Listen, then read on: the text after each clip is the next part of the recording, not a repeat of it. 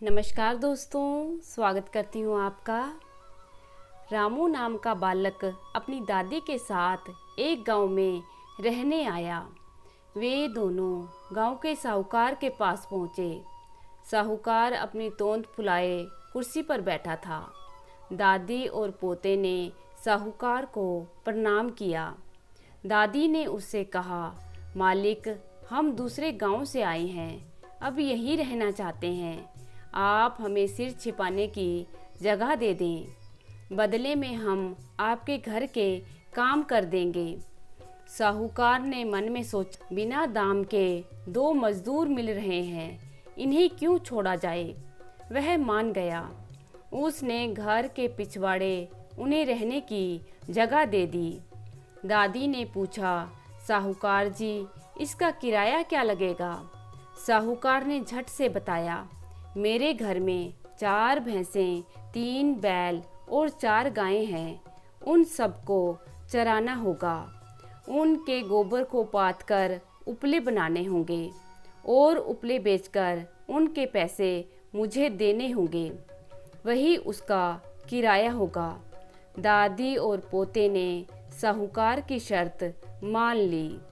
उसी दिन से दादी तो साहूकार के घर का काम करने लगी और पोते ने गांव में ही कोई काम ढूंढ लिया।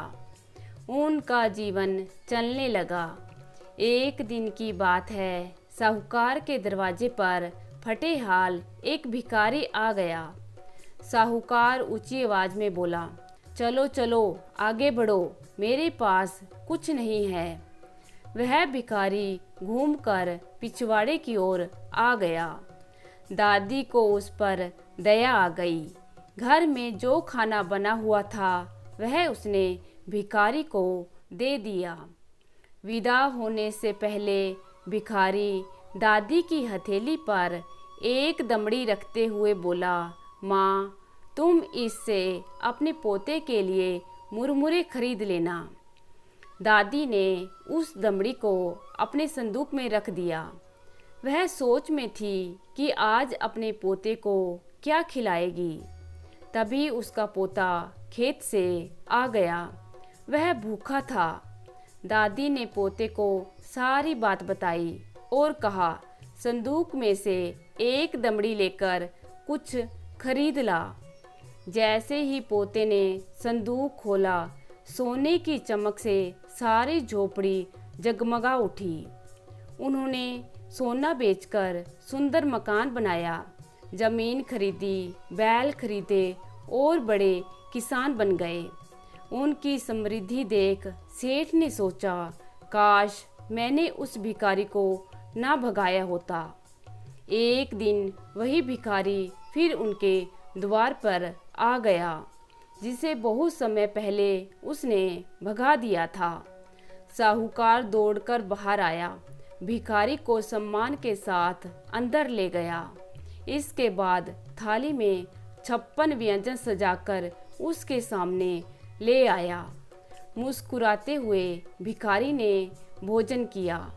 जाते हुए वह साहूकार को एक दमड़ी दे गया। दमड़ी हाथ में आते ही साहूकार की खुशी का ठिकाना ना रहा। उसने दमड़ी को बड़े जतन से अपनी तिजोरी में रखकर ताला लगा दिया। उस रात उसे नींद नहीं आई। वह बार बार तिजोरी के पास आता और फिर बिस्तर पर लेट जाता। इस तरह पूरी रात घूमते हुए बीती। सुबह होते ही साहूकार तिजोरी खोलने आया। सोना मिलने की खुशी में उसने अपनी आंखें बंद कर ली थीं। वह सोच रहा था कि उसकी पूरी तिजोरी सोने से जगमग कर रही होगी, लेकिन यह क्या हुआ? तो बिल्कुल उल्टा। उसकी तिजोरी में रखा हुआ धन कोयला बन चुका था।